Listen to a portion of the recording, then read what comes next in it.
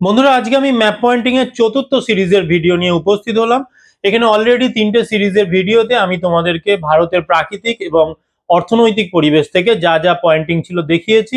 আজকের ভিডিওতে আমি তোমাদেরকে একদম শেষের দুটো পার্ট, এখানে ভারতের বন্দর, বিমানবন্দর, একইভাবে ভারতের মহানগর, এই পার্টগুলো থেকে তোমাদের যা যা পয়েন্টিং দিয়েছিলাম সাজেশন হিসাবে, সেই প্রত্যেকটা বিষয় ভারতের ম্যাপে পয়েন্টিং করে দেখাবো। তোমরা অবশ্যই ভিডিওটাকে প্রথম থেকে শেষ পর্যন্ত দেখো। আর যারা এই চ্যানেলে এখনো নতুন আছো তারা অবশ্যই চ্যানেলটাকে সাবস্ক্রাইব করে দিয়ে পাশের দেওয়া বেল আইকনটা ক্লিক করে অল নোটিফিকেশনটা অন করে রাখো। চলো তাহলে আর দেরি না করে আজকের এই ভিডিওটা শুরু করা যাক।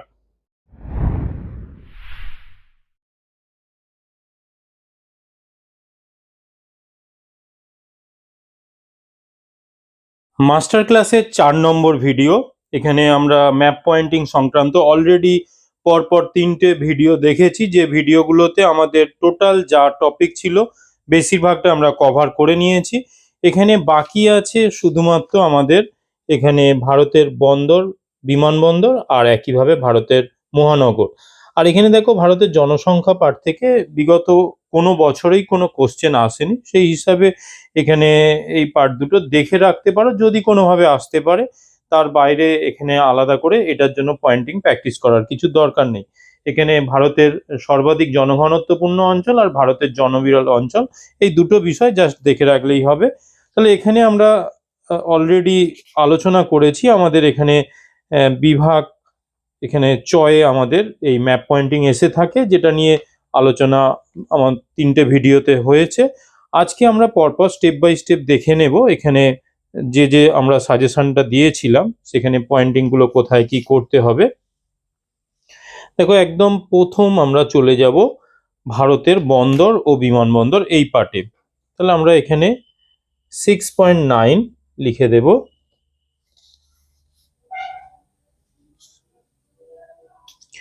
তাহলে এখানে 6.9 ভারতের বন্দর ও বিমানবন্দর। তাহলে এই পার্টটায় আমরা এখানে কাজ করব। তাহলে ম্যাপ পয়েন্টিং এর আমরা একদম প্রথম যেটা দেওয়া হয়েছে ভারতের বন্দর পার্ট থেকে, এখানে দেখো ভারতের প্রবেশদ্বার মুম্বাই বা বৃহত্তম সমুদ্র বন্দর। তাহলে এটা আমরা কোথায় করব? দেখো, এই অংশ বরাবর আমাদের 20 ডিগ্রি অক্ষরেখা বিস্তৃত হয়েছে আর 72 ডিগ্রি দ্রাঘিমা রেখা বিস্তৃত হয়েছে। তার ঠিক নিচের অংশটা এখানে এই যে খাঁজ দেখতে পাচ্ছ, তাহলে সেই খাঁজ অনুযায়ী এই যে আমাদের প্রথম খাঁজ, তাহলে এই বরাবর আমরা এখানে দেখিয়ে দেব। তাহলে এই অংশটাকে আমরা এখানে এরকম একটা বক্স করে এটা দেখিয়ে দিলাম। তাহলে এটা আমরা 6.9 এর 1, এটা আমরা ভারতের প্রবেশদ্বার।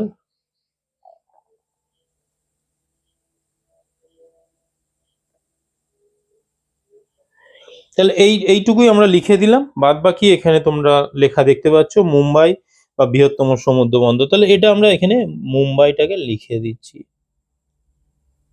তাহলে এইটুকু আমাদের লেখা রইল।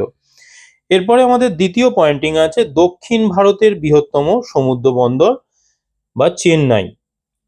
তাহলে এখানে আমরা চেন্নাই মানে আমরা এই দক্ষিণের পাটে চলে আসব। এবারে এখানে এই যে 80 ডিগ্রি দ্রাঘিমা রেখা বিস্তৃত হয়েছে আর 12 ডিগ্রি অক্ষরেখা, ঠিক এর উপরে এই অংশটা বরাবর আমরা এখানে করে দেব। তাহলে এই বরাবর এখানে একটা নৌকার মতো করে এখানে একটা বক্স করে দিলাম, দিয়ে এটা তাহলে আমাদের হয়ে যাচ্ছে 6.9 এর 2। এটা আমাদের বলেছি কি দক্ষিণ ভারতের বৃহত্তম সমুদ্র বন্দর।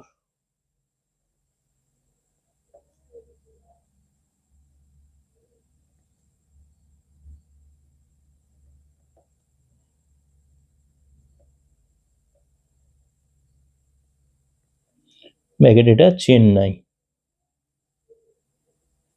তাহলে এটা আমরা দেখিয়ে দিলাম। এর পরেরটা দেখো, এখানে বলা হয়েছে ভারতের করমুক্ত বন্দর বা কান্ডালা। তাহলে এটা আমাদের দেখাতে হবে একদম আমরা গুজরাটের এই পার্টটায় চলে আসব। এই পার্টটায় তোমরা এই অংশটার যে খাঁজটা রয়েছে দেখো, তাহলে এই খাঁজের এই অংশ বরাবর আমরা এখানটা দেখিয়ে দেব। তাহলে এটা আমরা লিখতে পারি 6.9 এর 3 এখানে ভারতের করমুক্ত বন্দর ব্র্যাকেটে কান্ডালা। তাহলে এটা আমাদের হয়ে গেল। পরের পয়েন্টিং দেখো, দেওয়া আছে কলকাতা বন্দর। তাহলে এই কলকাতা বন্দরটাকে আমরা যদি দেখাতে চাই তাহলে সিম্পলি আমরা পশ্চিমবঙ্গের এই পার্টটায় চলে যাব। তাহলে পশ্চিমবঙ্গের এই পার্টটায় আমরা এখানে এই অংশটা যে টাচ করে আছে তার ঠিক সামান্য উপরে এই জায়গাটা করে আমরা দেখিয়ে দেব। তাহলে এটা একটা আমি ধরো বক্স করে দিলাম। তাহলে এটাকে এখানে যেহেতু বন্দর আছে তাহলে আমরা এই বন্দরের সিম্বলই ধরো এখানে করব। তাহলে এটা দেখিয়ে দিয়ে তাহলে আমরা লিখতে পারি 6.9 এর, এটা আমাদের 3 হয়েছিল, তাহলে এটা আমাদের হয়ে যাবে 4।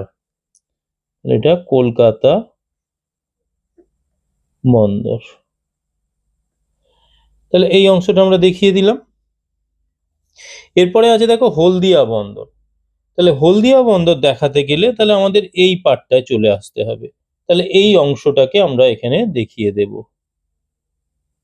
তাহলে এই জায়গাটা আমরা এখানে তাহলে 6.9 এর 5 হয়ে গেল হলদিয়া বন্দর।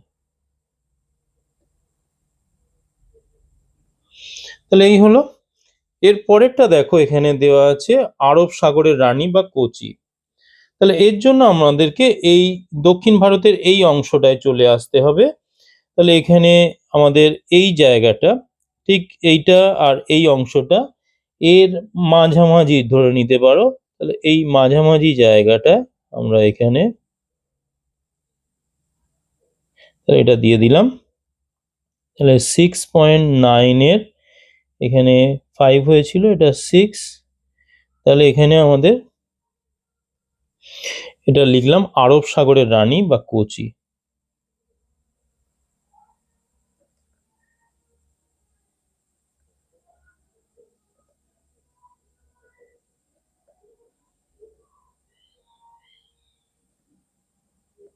তাহলে এই হলো। এখানে আছে মারমাগাঁও বন্দর, এটা লোহা রপ্তানির জন্য বিখ্যাত। তাহলে মারমাগাঁও বন্দর হচ্ছে, আমরা চলে যাব এখানে আমাদের যে মুম্বাই করেছিলাম তার ঠিক নিচের দিকে হবে। তাহলে এটাকে আমরা ঠিক ধরো এই অংশটা, এই যে এখানে দেখতে পাচ্ছ এখানে 72 ডিগ্রির যে রেখাটা গেছে এর এই অংশটা বরাবর, তাহলে এইরকম একটা জায়গায় আমরা পেয়ে যাচ্ছি। তাহলে এইটাকে আমরা করে দিলাম। তাহলে এখানে লিখতে পারি আমরা 6.9 এর, তাহলে এখানে আমাদের হয়েছিল 6, এটা তাহলে 7 হয়ে গেল মারমা বন্দর। তাহলে এই হলো। এরপরে আছে দেখো নিউ ম্যাঙ্গালোর। তাহলে এটা কফি রপ্তানির জন্য বিখ্যাত।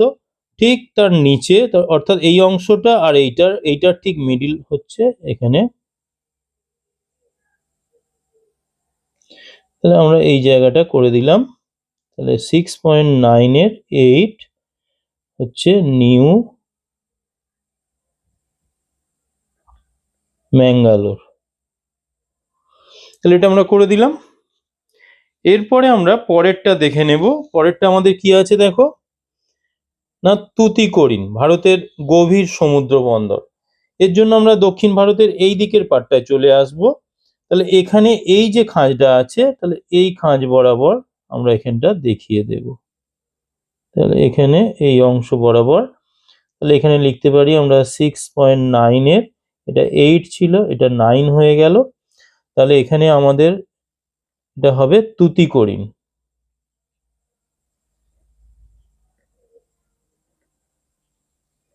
তাহলে এটাই ভারতের গভীর সমুদ্র বন্দর, আলাদা করে আর লিখছি না। এখানে দেখো দেওয়া আছে পূর্ব ভারতের একটি স্বাভাবিক বন্দর বা বিশাখাপত্তনম। তাহলে এর জন্য আমরা এখানে এই যে 20 ডিগ্রি অক্ষরেখা বিস্তৃত হয়েছে, তাহলে এই অংশটা চলে যাব এখান থেকে সামান্য নিচে। তাহলে এই জায়গাটা আমরা করে দেব বিশাখাপত্তনম। তাহলে এখানে আমরা লিখে দিতে পারি এটা 6.9, এটা আমাদের হয়েছিল 9 হয়েছিল, তাহলে এটা 10 করে দিলাম। তাহলে এখানে আমরা বিশাখাপত্তনম লিখতে পারি, বা পূর্ব ভারতের একটি স্বাভাবিক বন্দর। তাহলে এটা আমরা পূর্ব ভারতের একটি স্বাভাবিক বন্দর, ব্র্যাকেটে বিশাখাপত্তনম।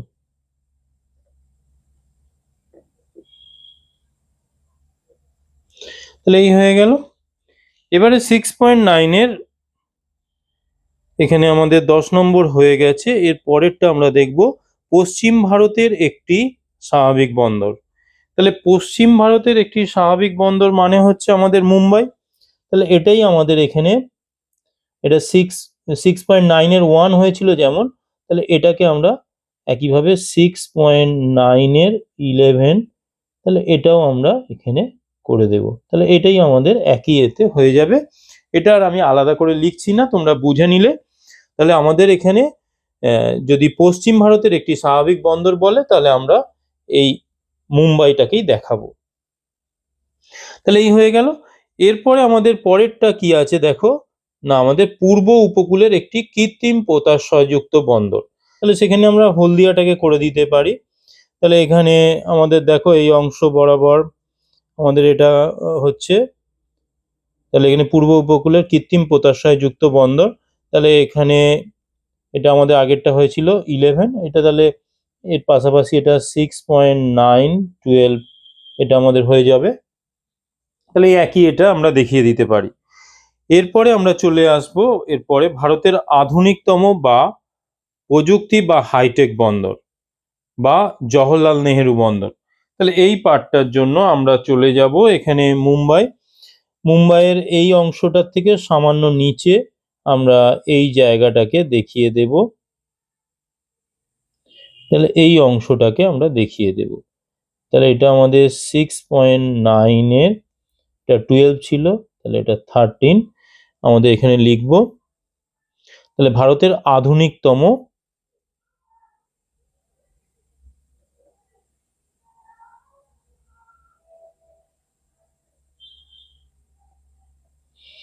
ব্র্যাকেটে জওহরলাল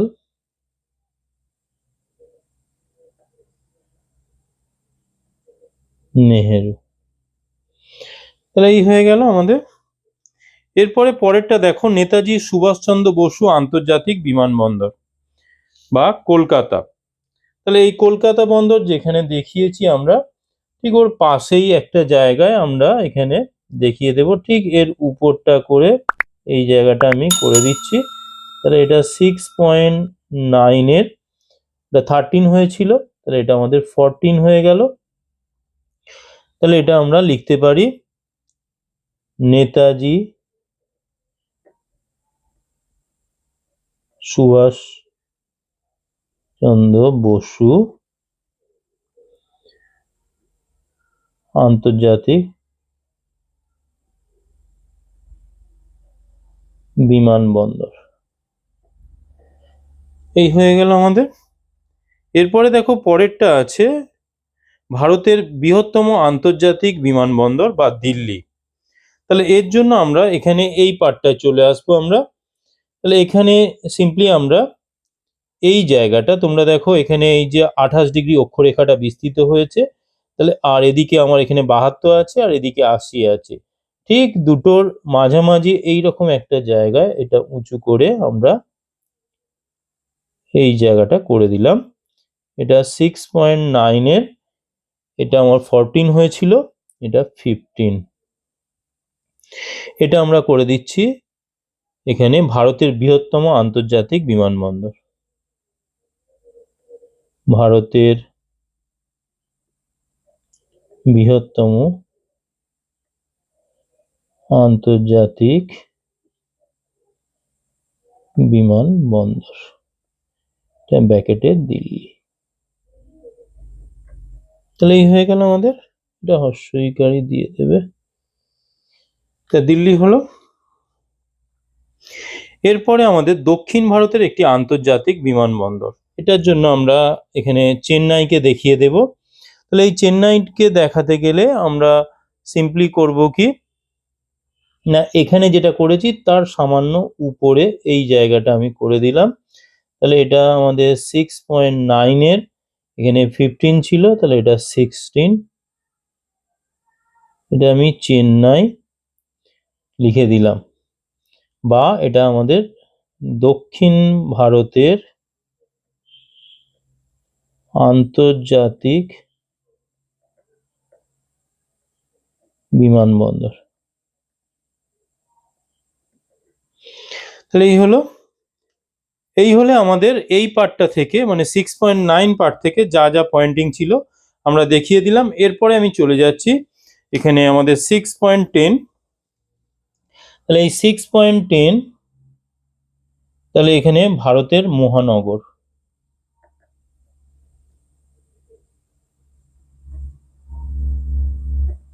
তাহলে এই পার্ট থেকে আমাদের কি কি পয়েন্টিং আছে দেখো। প্রথম আছে বেঙ্গালুরু। আমরা সিম্পলি করব কি, এই যে 12 ডিগ্রি যে অক্ষরেখা গেছে আর আমাদের এদিকের আর এদিকের বাউন্ডারি, এই দুটোর ঠিক মিডিল করে এই সামান্য উপরে আমরা এখানে করে দিলাম, লিখে দেব বেঙ্গালুরু।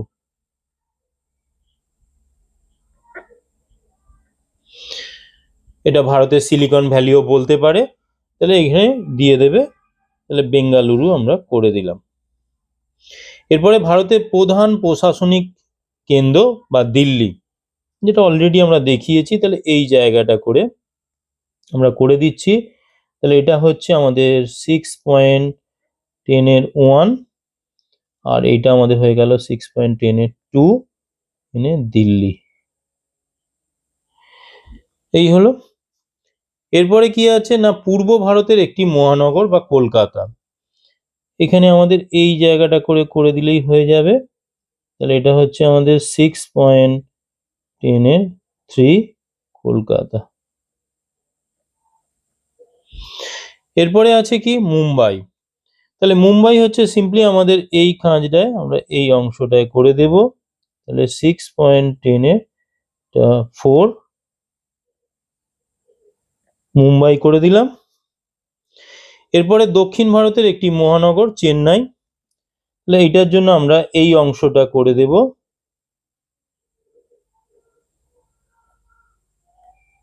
তাহলে এটা 6.10.5, এটা চেন্নাই। ঠিক আছে, তাহলে এই হলো। এরপরে রয়েছে ভারতের গোলাপি শহর বা জয়পুর। তাহলে জয়পুরকে দেখাতে গেলে আমরা এই অংশ যেখানে করেছি, তাহলে এর থেকে সামান্য নিচে আমরা এই অংশ বরাবর দেখিয়ে দেব। এটা হচ্ছে আমাদের 6.10 এর, এটা 4 হয়েছিল, চেন্নাই 5, এটা 6। এটা ভারতের গোলাপি শহর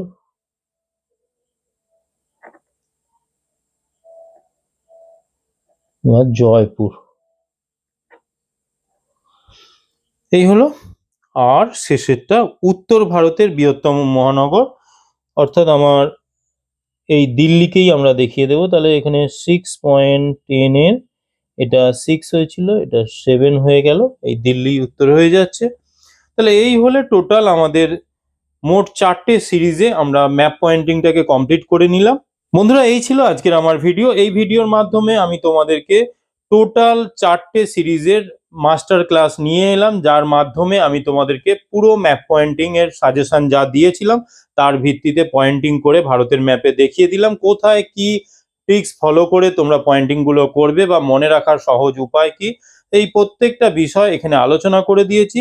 তোমরা এই প্রত্যেকটা ভিডিও ভালো করে মনোযোগ সহকারে দেখো এবং বাড়িতে অবশ্যই পয়েন্টিং গুলো প্র্যাকটিস করো।